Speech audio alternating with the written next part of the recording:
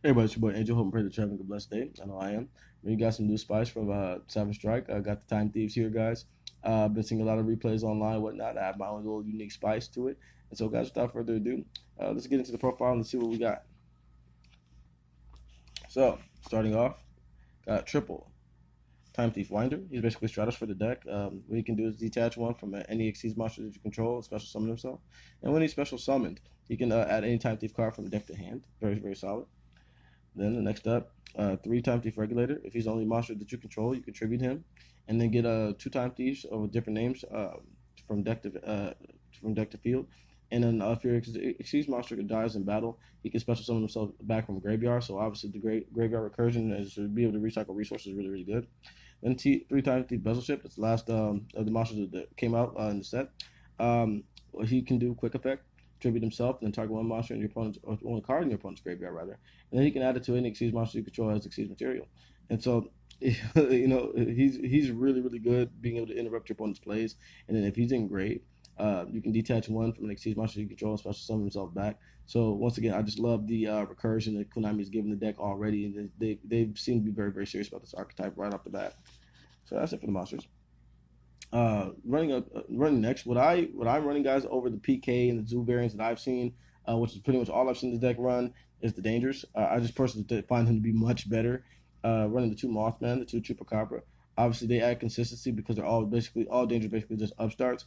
They're also level 4 and be able to tutor up my rank 4 plays, which is what you want to do. Two Thunderbird because it clears floodgates and also applies pressure, which is the deck right now can struggle with a little bit, and obviously adds the consistency.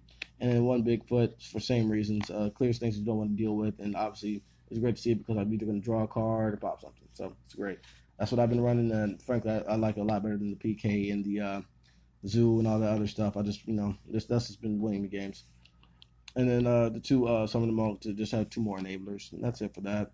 And then last monsters, we run just three Ash because it's Ash. It's everything. That's it for that. Next up, run three Time Thief Hack. What this does uh, is when your Xyz monsters are summoned, they cannot be destroyed by your opponent's card effects and also cannot be targeted. And also, you can target one Xyz monster you control. Increases attack by 300 for each Xyz material attached to it. And then if one of those materials belong to your opponent, it can attack directly. So it's really, really solid. And that happens even if the card leaves the field. So very, very strong overall. Three Call By because we want to resolve. Two Allure. And then two Pot as well because we want to draw and adds consistency. Gets us to our pieces. And then finally, my little spicy tech. Two Master Change 2. The tutors are Dark Law. And I like that really, once again, over the Azathoth play. I feel it just does a lot more. And in testing, for me, in testing, it's been right. Traps, three Time Thief Flyback. What this guy does is when deactivated, he can add one Time Thief card from your deck or hand to a Time Thief monster you control. And then when it's in graveyard, you can banish it and then target one card in your opponent's graveyard and add to a Time Thief monster that you control as Xyz material. And once again, you can only use one of each effect per turn, or one effect per turn, basically once per turn. And so you have to be careful which one you're using. Are you going to add from deck or hand, or are you going to add from graveyard? But once again, though, it's a very, very solid card overall. Just really, really good. And once again, I hats off to Konami for being serious about this right off the bat because they've been lacking when it comes to TCG exclusive archetypes. And the next episode, two goes in because everything we run is dark. The two solemn and the one warning because we don't want our opponents to establish board, and the one order because it's a straight blowout. So that's it for the deck. 42. Next up, we play three of this guy. Time Thief Redoer. What he does is he can attach from your opponent's deck to himself as during the standby phase, he can attach from your opponent's deck to himself as Xyz material, and then depending on what was he detaches from himself, if he detaches a spell, he can draw. If he detaches a monster, he can banish himself. If he detaches a trap, he can bounce something from a face-up card from field to top of your opponent's deck. And so he can detach up to three and get all three of those effects, guys. He's really really solid. And he's generic. I personally, truth be told, this deck gets more support. He can be on the FNL list. That guy is really good.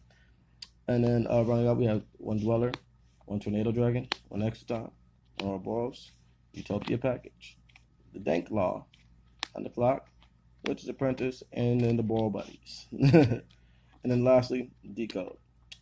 All right, guys, it's your boy Angel. Hope and pray that you guys have a blessed day. Like, comment, subscribe. Let me know what you guys are working with, what you would like to see added to the deck, and what you are playing personally. And guys, thanks for tuning in, and peace.